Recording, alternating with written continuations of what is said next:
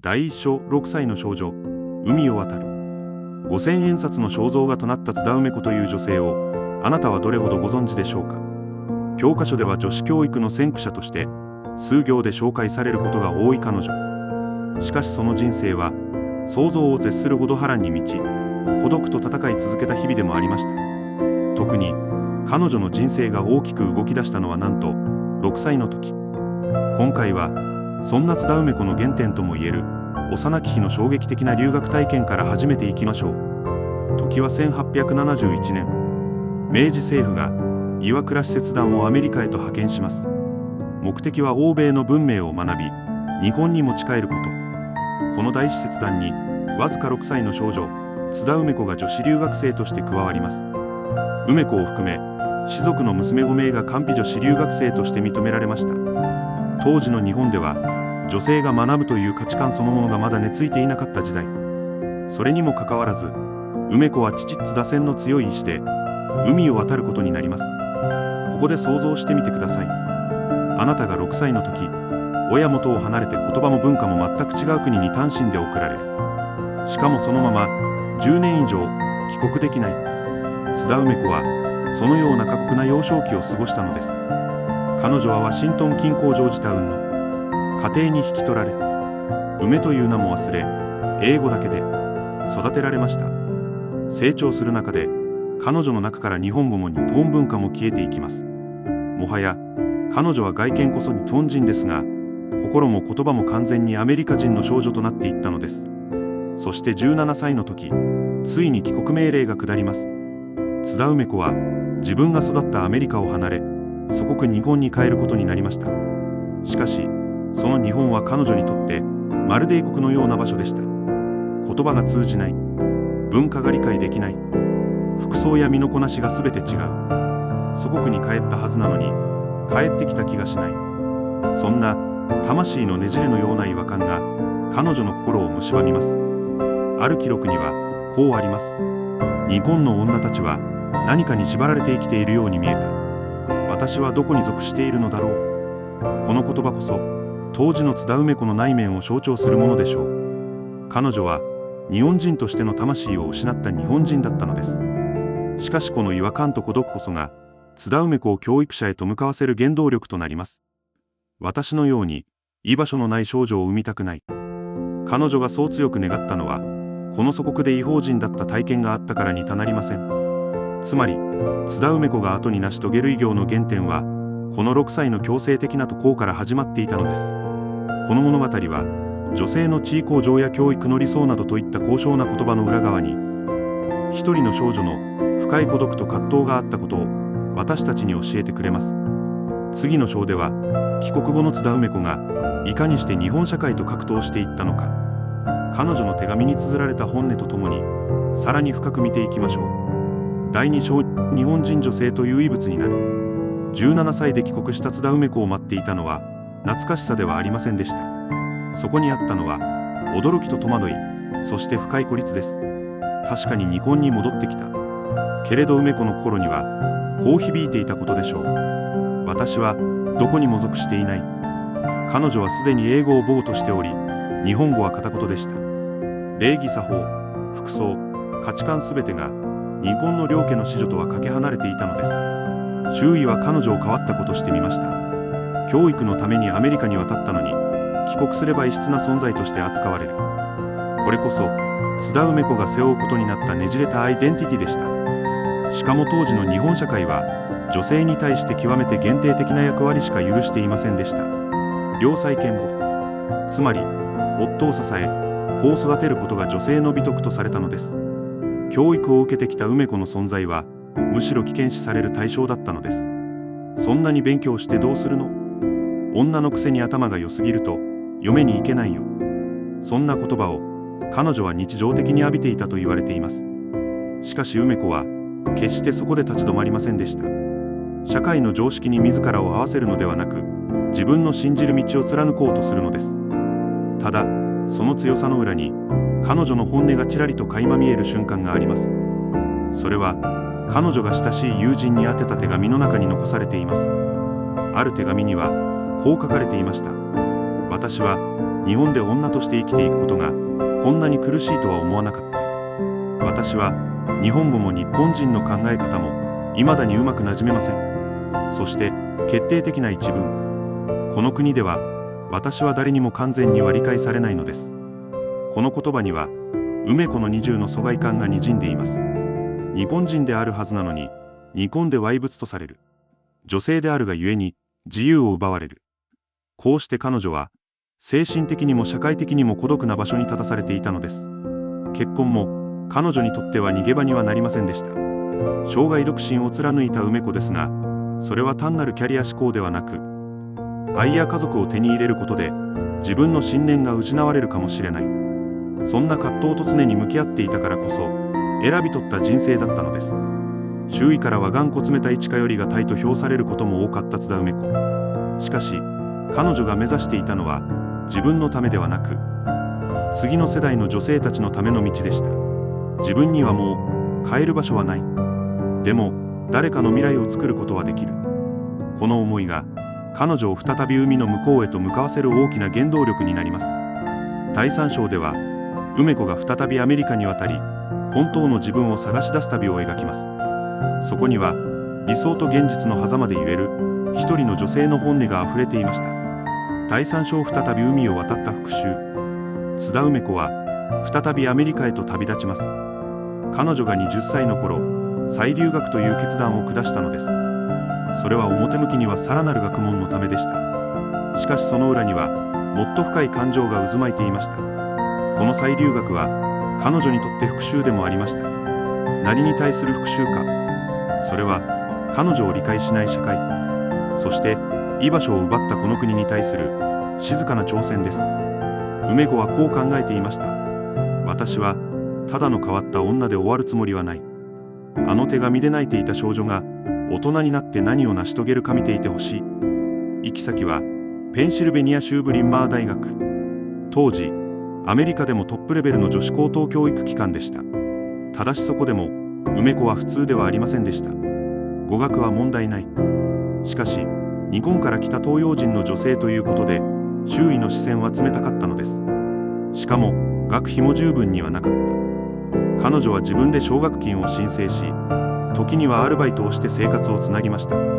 寝る時間を惜しんで学び、食事を抜いてまで勉強を続ける日々。彼女は誰にも頼らず自らの手で未来を切り開いていったのです。孤独と努力、この2つが彼女の血肉となっていきました。ブリンマーでの生活の中で梅子は自分の進むべき道を見つけていきます。それは日本の女性たちに自分のような苦しみを味わわせないこと、女だからと言われない世界を少しでも作ること。彼女の目的はただ勉強することではなく、社会そのものを変えるための武器として学問を選んでいたのです。しかし彼女はフェミニストではありませんでした。現代のように女性解放や権利運動とは少し違った立場です。彼女はむしろ教育の力で女性の地位を自然に変えていこうとした人でした。声高に叫ばず日常に革命を仕込む。それが梅子の静かな戦い方だったのです。この頃の梅子は手紙の文面も少しずつ変わっていきます。かつては私は理解されないと嘆いていた彼女が、私は理解されなくてもやるべきことをやると書いている。それは成長ではなく覚悟でした。理解なんていらない。変わらなきゃいけないのは自分ではなく社会の方だ。再留学は津田梅子にとって自分を取り戻す旅だったと同時に、新しい未来を手にするための修行でもあったのです。彼女がここで得た学びと決意が後に女子英学塾という形で花開いていくことになります。次の章ではその聖域とも呼ばれた女子英学塾の設立と、その内側にあった驚くべき教育方針の数々をご紹介していきます。なぜ彼女はそこまで厳しく妥協を許さなかったのか。津田梅子という人物の本性がついに明かされていきます。第4章女子英学塾、魂を込めた聖域。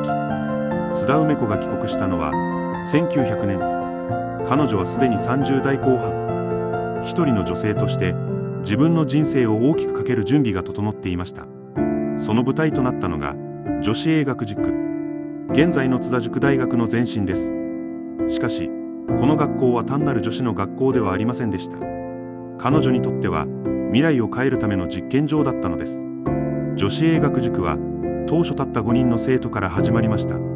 校舎も教師も資金もほとんどありません。それでも梅子は教育の内容だけは徹底的にこだわりました。最大の特徴は徹底した英語教育と人格形成の重視。勉強ができるだけの女性ではなく、自立し社会を導ける女性を育てる。これが梅子の教育理念でした。しかしその教育方針は時に厳しすぎるとさえ言われました。恋愛禁止、茶道禁止、長時間の学習、手紙の検閲。恋愛も茶道もダメって思われるかもしれません。でもそれには彼女なりの信念があったのです。当時の日本では女性は妻になるための教養を学ぶことが目的とされていました。お茶、お花、着物の所作、それらは淑女のたしなみとして重要だったのです。でも梅子はそうした見かけの上品さではなく、生き抜く力こそを女性に求めた。だからこそあえて茶道や恋愛といった型を排除したのです。もちろん生徒たちは戸惑いました。あの先生は厳しい、心を読まれているようで怖い、そんな声も当時の記録に残されています。でもそれでも彼女のもとに学びに来る生徒たちは後を絶たなかった。なぜなら梅子の中には確かな熱があったからです。それは言葉では伝えきれない、この人に学びたいと思わせる情熱。そして生徒たちはやがて気づきます。この厳しさの裏には深い愛があることに。彼女はよく、自分はもう手遅れだがあなたたちは間に合うと語ったと言います。この言葉には彼女自身の諦めと願いが同時に込められています。彼女は自分が普通の女性としての人生を捨てたことをきっとどこかで悔いていた。